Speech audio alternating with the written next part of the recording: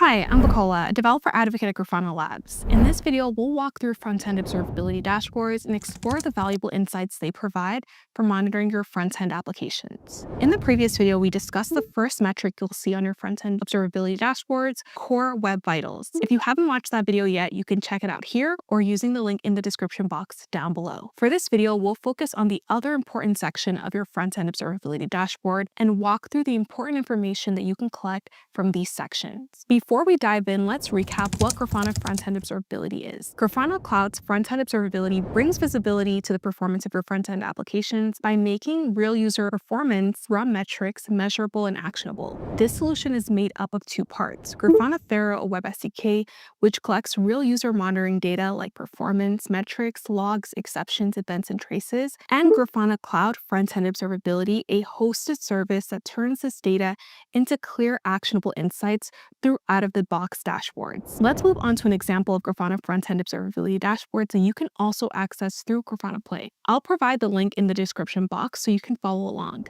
This example dashboard is collecting data from a headless Chrome application called Faro Shop Frontend that has been instrumented with Grafana Faro. This is available on GitHub. The link will be provided below. The dashboard sections we'll be exploring today are page loads, page performance, errors, sessions, and filters, and finally, HTTP previews.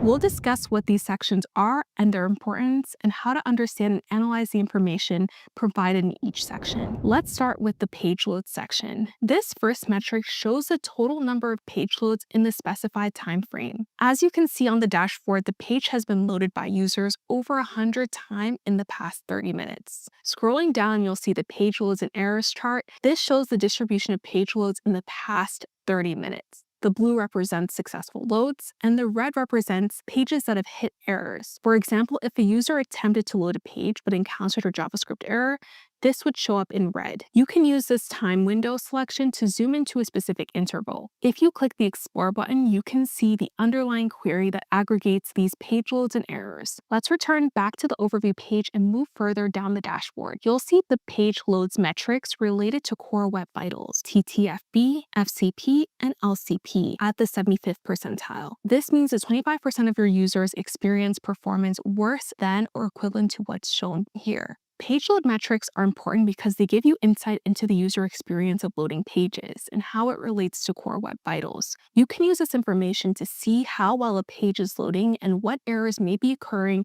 and the general health of your page as it's loading. Page loads can also help you understand what time intervals your users are most active and when they're least active. Now let's move on to the page performance section. This section displays 4 page IDs, each with their own Core Web Vital metric and error metrics. These page IDs are auto-generated by Faro Cloud Receiver, which creates and attaches page IDs to Faro signals. Users have the option to override page IDs when you instrument your app. The color represents the performance quality. Red indicates poor performance, yellow means needs improvement, and green represents good performance. You can select each page to see additional information about that specific page's performance, including page load details, the session IDs that have interacted with this page, and in-depth logs. We recommend using this section to pinpoint which pages require improvement and understand the health of a page and important KPI breakdowns for each individual page. Now let's move on to the error section. Similar to page loads, in this section, you can view the total number of errors that have happened in the selected time range,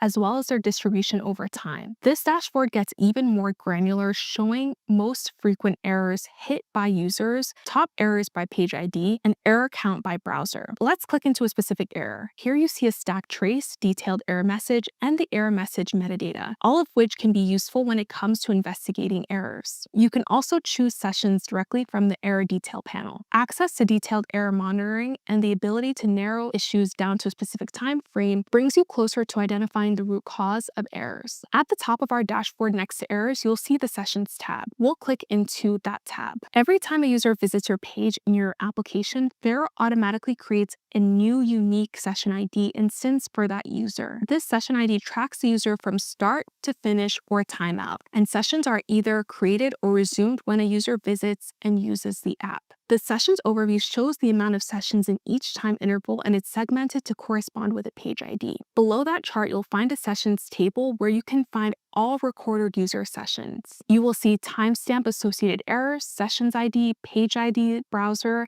and platform information alongside session lifecycles. By selecting a session, we are brought to a session summary page where you get additional information about that session's real user monitoring metrics, core web vital information, as well as user journey. We can see all the page ID the user interacted with in chronological order and even more detailed information for each user's request. You can also get information about the user's trace and see the page performance for each user while they are using your application or service. Sessions data bridges the gap between raw metrics and the actual user experience. With this sessions data, you can correlate errors, logs, and events that occurred from a particular user during a single session using your application. Let's return back to the overview page. At the top of the dashboard next to the sessions, you'll see an HTTP tab. We'll click into that section. This section lets you analyze the health and performance of your HTTP requests of your applications. You can see total requests, total errors, percentage of error, average TTFB, and additional metrics related to your application's HTTP requests. Finally, let's discuss filters. At the top of the page in every tab, Overview, Error, Sessions, HTTP,